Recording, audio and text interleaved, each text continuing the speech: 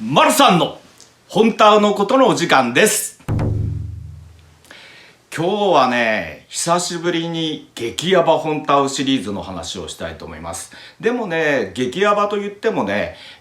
過激なことを言うわけではなくって、本来私たちがね、知っていかなくてはいけないこと、そしてこれから未来に向かって、どう行くべきなのかっていうことをね、ちょっと、今日は僕の考え方をお話をして、皆さんにもね、そういう考え方はどうなのかっていうことで皆さんの反響も聞きたいなと思ってそんな話をします。まずね、僕がもともとずっとやっていることは、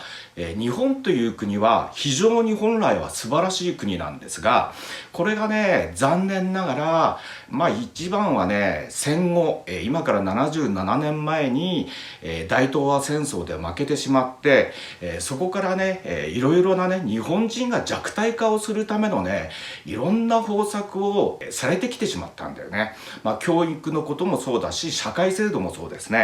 でそういったことに全くみんなね、気がつかないで日本人はね過ごしてしまってるんですよ。だから本当のことを知らないで間違ったね、歴史観であるとか、それから、日本人がねどんどん力をなくしていってね、一人一人の力をなくしていって、弱体化する、そしてそれに対してね何もおかしいとも思わないで、そういうことをね、いいダクダクと、言うことを聞いてしまうね、ロボットのような、そういうような日本人、国民が増えてしまったっていうことなんだよね。だから僕はね、何を、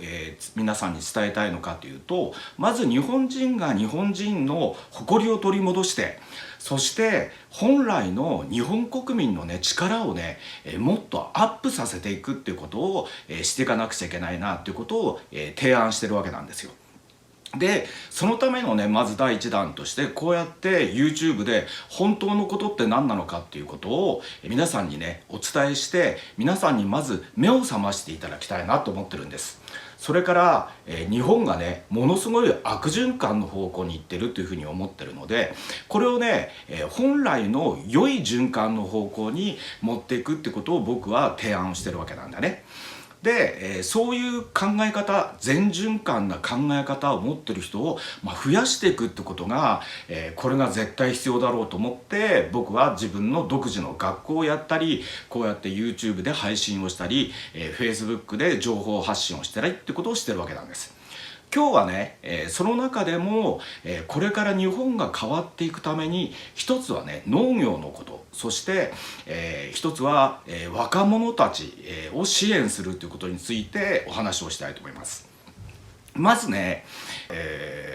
ちょっと前にね、国会議員をね、みんな国民が投票するってことで参政党を応援してるっていう話をしました。その時にね、僕は参政党の、いろいろ考え方の中にね非常に僕と共通する考え方があって、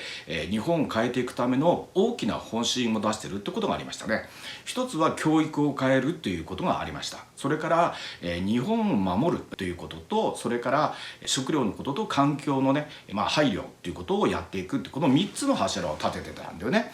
で、一つ一つの話をするとねものすごく長くなるので、今日はねこの2つ目の話で農業について僕はどう改革したらいいのかと思ってるってことについて、そこにテーマを絞ってねまずお話をしたいと思います。まずね、日本ってねこの戦後どうなっちゃったのかっていうと、病気の人がねものすごい増えてるんだよね。これはね他の動画で出してますから、そちらの方もね見ていただければと思うんですが、例えば小麦をね食べてるのが問題だっていうこともお話をしてます。もともとね日本の主食は何なのかっていうと、皆さんもご存知のように、本当はお米なんだよね。ところがね現在は日本の主食は米ではなくなってるんだよ。これすっごい大きな問題なんだよね。米じゃなくて今ね小麦が主食になっちゃってるんだよね。しかもこの小麦がほとんど輸入の小麦に頼ってるってことなんだよね。まずねここをまず直していかなくちゃいけないわけさ。日本はねやっぱりね米を食べる国民なんだよ。だから米を作るね、生産者の支援をしていくってことをしなくちゃいけないわけさ。もともとはね自民党って保守党でね、農家の人たちにね、それを支援をするっていう方策をずっと本当はやってたんだけど、それがねだんだんそれがなくなってきてしまって、農業をするのがね条件が悪くなってるんだよね。大変な状態になってるわけさ。農業をやってもお金が儲かんない、どころか非常に苦しい状態になってるってことなんだよね。これが実態としてあるので、まずここにね大きなね手を入れないとダメだっていうことなんだよ。だから法律であるとか、制度改革をするべきだと僕は思ってます。特にね JA ってねこれ非常にまずいんだよね。JA の仕組みに関しては、これを見ていただいてる方はね関係してる人もいるかもしれないので、あんまりね詳しいことは言えないんですけれども、僕はねまずねこの JA の制度が非常にまずいと思ってます。なぜかというと、僕の母親の実家、千田家というんですけどね、千の田んぼと書いて千田家というんですが、この千田家はねもう100年以上、続いた専業農家のね家系なんだよね。岩手県にあるんですけどね。だから僕は、母の実家に子供の時からねよく遊びに行ってたんだけど、おじいちゃんやおばあちゃんたちがね、一生懸命農業をやってるっていうのを僕は見て育ちました。うちのね、おじいちゃんやおばあちゃんは非常にね、広い、田んぼを持ってるのと、それと家にはね果樹園というかね、リンゴの木があったりとか、それから、昔は、乳牛も飼ってたということもあったね。だからリンゴの木がねもう50本以上あったんだよ。だから、子供の頃からねその美味しいリンゴをね食べて育ったってことがあります。これねだから僕はね農業のことについてね、実際農業従事者たちがどういう苦労をしてるのかっていうことは僕は子供の時からね見聞きして知ってたんだよね。でねこれねみんな JA に参加をしないと、自分たちが作った農作物をね買ってくれないっていうことがあって、JA の言いなりになってるっていうところがあったんだよね。そして、要は、楽にするために、例えば機械、トラクターだとかね、それを田植えの機械であるとかね、そういうものをものすごい長いローンで買わされてさ、そのローンを払わなくちゃいけないっていう、そういう仕組みになってるんだよね。それから、JA の指導で農薬をまかなくてはいけないってことになってるわけなのさ。農薬をまかないと要するに買ってくれないってことなんだよね。これね非常にまずいですね。本来はね農薬なんてできるだけ使わない、ただ、完全無農薬でやるのはすごく大変なんで、せめて低農薬でね、やるとかね、そういうようなことをやっぱり指導していくべきなんだよね。それから、JA を通さないで、無農薬でね一生懸命作ってる農家さんが自分たちで販路を切り開いてるっていう人たちも、若干います。ほんのに少しだけどね。そういう人たちをね本当は応援するというね、制度的にもね応援する、それから資金援助をするとかね、そういうようなことを僕は、制度としてやっていくべきだと思ってます。特にね一番これ日本がねやってほしいなと思ってるのは、無農薬、もしくは低農薬で、農業を、やる人たちを応援する、応援するっていうのはどういうことかっていうと、お金をあげるってことだよね。で一番いいと僕は思ってるのは、若い人たちでね、そういうことに対して関心を持つ人っていうのが実は増えてるんだよね。だから特にね例えばね一つの例として、この極端に聞こえるかもしれないんですが、例えば10代20代の若い人たちが農業にね従事するようにした場合、例えば毎月ね20万円とか30万円とかをねお金を国がね、要するにあげるというようなね、そういう制度は僕作れると思うんだよね。実際にそういうね余裕は絶対あるはずです。資金をねいろいろと、日本のね、国の、いろんな資金をいろいろとやりくりをしていくと、そのくらいのことは絶対できるんだよ。だからそういうような農政改革をするべきだと思いますね。それからそういったね自分たちが要するに農業をしたいと思っても、その農地が今手に入りづらいような状態になってますので、これね農地をねちゃんとね手に入るようにしてあげればいいんだよということなんだね。で小麦はね輸入小麦は極力減らしていって、例えばじゃあ、小麦粉って今まで使ってるものっていっぱいあるじゃない。これをね米粉に変えていくんだよ。で、米の生産量を、もっともっと増やすことはできるんだよ、実際には。で米粉の方がね、現在はね輸入小麦が高くなってるから、今ね相対的に実は安くなってんだよね、米粉の方が。だからということはだよ、もっと米の生産量を上げて小麦粉を使うんではなくて米粉に、それをシフトしていくっていう方策は取れるんだよね。だからそういうことをするべきだと僕は思います。皆さんどう思いますか、それ。それから僕ね、母親のね実家で、非常に悲しい出来事があったんですが、おじいちゃんが、そのリンゴのね、木の世話をずっとやってきたんだけど、おじいちゃんが亡くなった時にねリンゴの世話をできる人がいなくなったわけさ。それで僕のおじさんがね、実はその農家を継いでいるんだけど、おじさんもね、農業をやるだけではねやっぱり、家計費をね要するに維持できないっていうことで、農業はね本当にねあんまりできない状態になっちゃったわけさ。そしてそのリンゴの木、これをねどうしたかっていうと、リンゴだからね、基本的にはさそんなに手間をかけなくてもリンゴはなっていくわけなんだよね。生産量は落ちるでしょうけどね、全く手間をかけないと。そしたらね要はね JA からの指導があって、そのまま放っとくとこれは害虫が湧くから切り倒せって言われたんだよね。50本以上あるリンゴの木だよ。それを、切り倒すように指導されて、しかもその切り倒したリンゴの木はさどっかに処分しなくちゃいけないわけじゃない。で切り倒すことを要求されて、なおかつ処分費用にね50万以上払えって言われたんだよね。ひどい話じゃない、これ。むちゃくちゃひどい話だと思いますね。農薬を使わないとそこで害虫が湧いて、隣近所のねところにね害虫が要するに行く可能性があるからそうしろって言われたんだよね。これねおかしいと思いませんか、これは。この時ねおばあちゃん泣いてましたよ、本当に。そういうことがね一般の人たちは知らないところで起きているっていうことなんだよね。ひどい話ですよ。それから、ほとんどの人は知らないと思うけどね、これね法改正になってなんと驚く話なんですけど、福島原発でね放射線汚染をされた土壌があるわけだよね。あの土をさみんな要するに分けて、黒いねビニールに入れてさこの、避けてた土があるわけなんだけど、それをね農地にまくっていう法案が通っちゃったんだよ、2年前に。知ってたそれ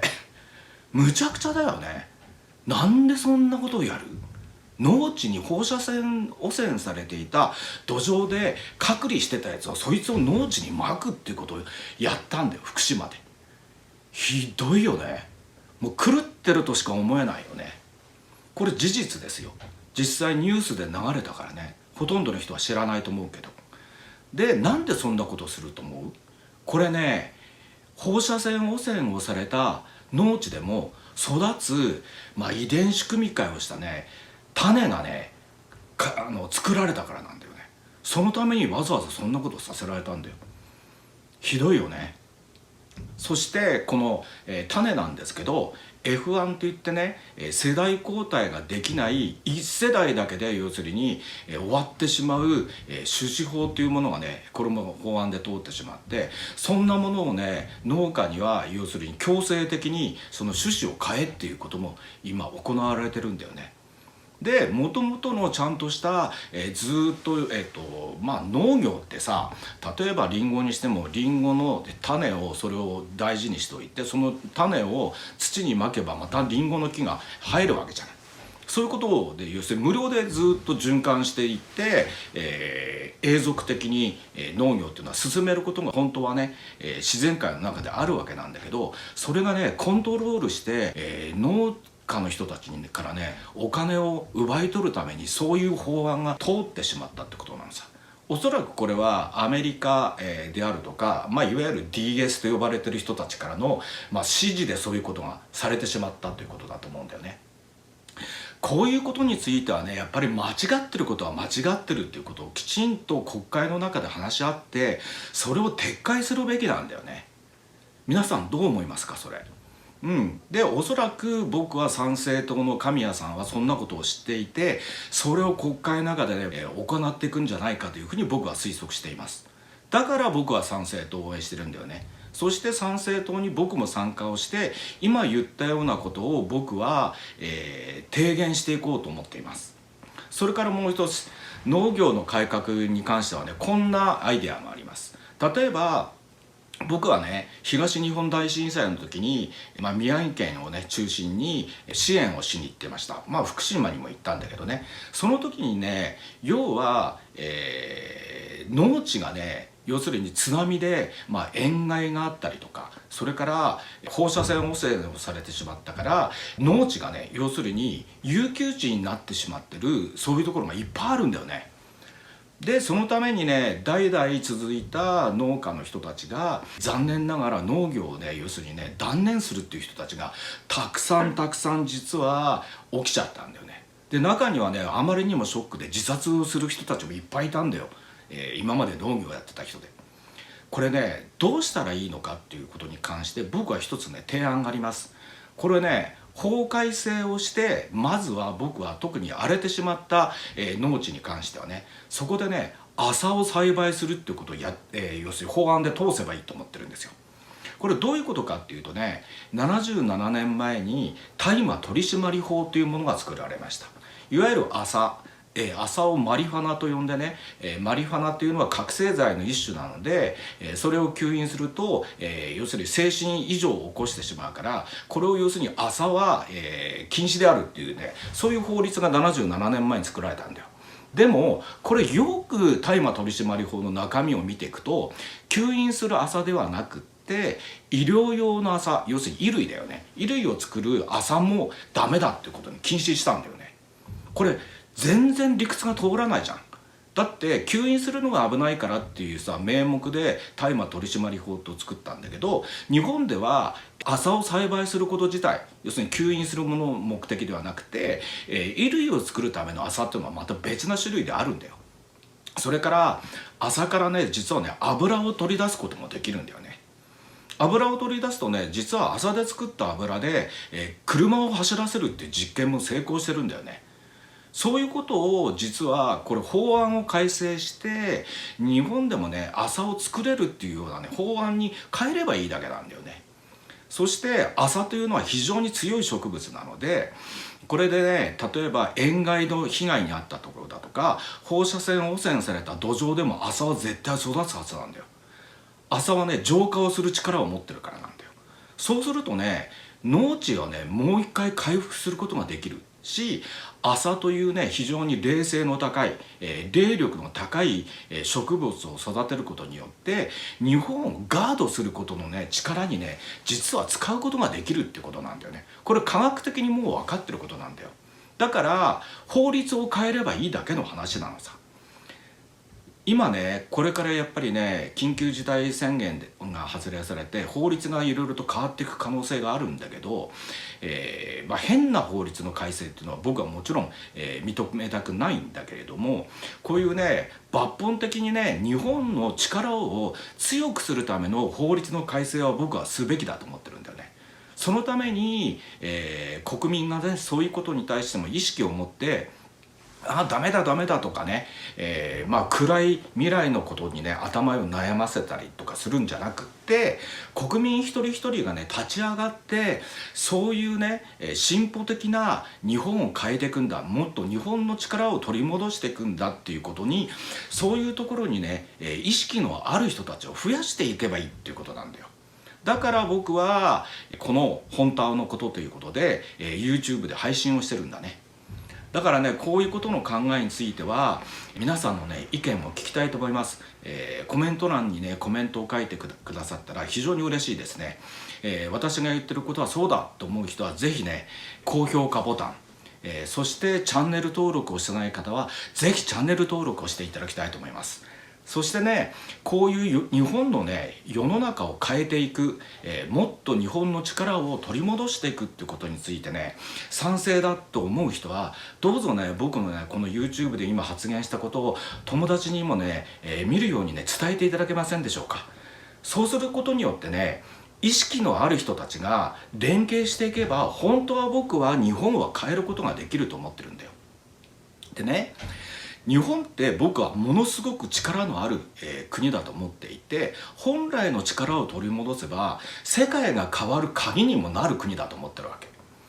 じゃあどうやったら世界を変えることができるのか、日本を変えることができるのかというと、実はね、リーダーシップを取る人が優れてるんではなくて、日本の国民一人一人がね、実はね、非常に冷静が高い、霊力を本当は持ってるんだよね。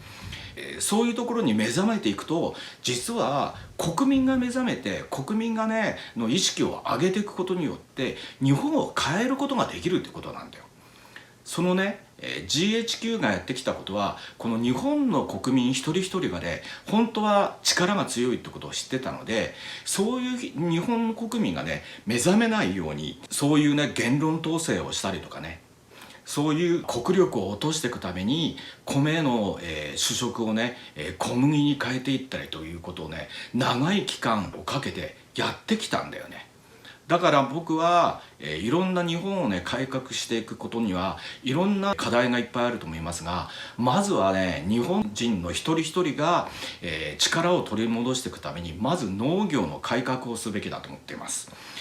そしてその農業に参加ができる若者たちを支援するっていうようなね、そういう国の、方針を明らかに出していって、そういったことにね、農業従事をしたいっていう若者に対してはね、もうお金をね国が払うっていうくらいのね、そのくらいのねドラスティックなね改革をしてもいいんじゃないかなと思ってますね。それからこれは農業とはちょっと違いますが、やっぱりね今ね少子高齢化がずっと進んでるじゃない。子供たちがね要するに生まれないような社会になってしまったんだよね。なぜかというと、これはね遺伝子の種がね、若い人たちからね、生殖能力がね落ちてるっていう事実もあるんですが、それもあるけども、まず一つはね、みんなね将来に不安を持っていたりとか、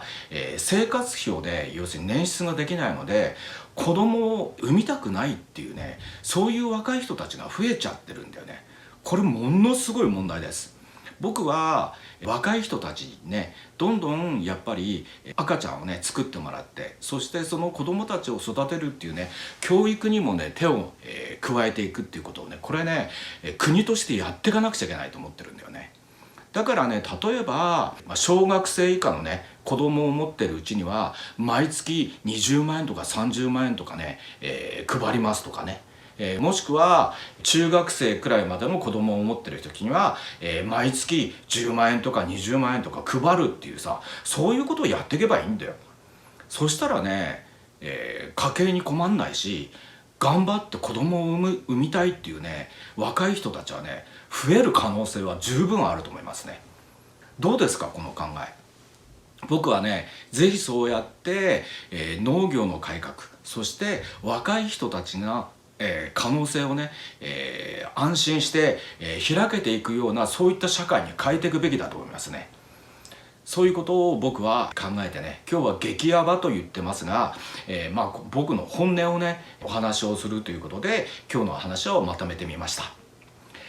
今日もね、ちょっと、多少長めになりましたが、最後まで見てくださってありがとうございます。それから毎月僕はね地方公演をやることにしました。なのでね、これから地方公演、まずね東京で公演が8月中に2回あります。そして9月には仙台公演、それから盛岡公演があります。それから10月には大阪公演を再びやります。そしてなんと三重でも公演をします。そして11月はいよいよ福岡公演も予定しています。ぜひね、僕に、会いたいと思う人はぜひね講演会に、足を運んでいただければと思います。詳しくはね概要欄に、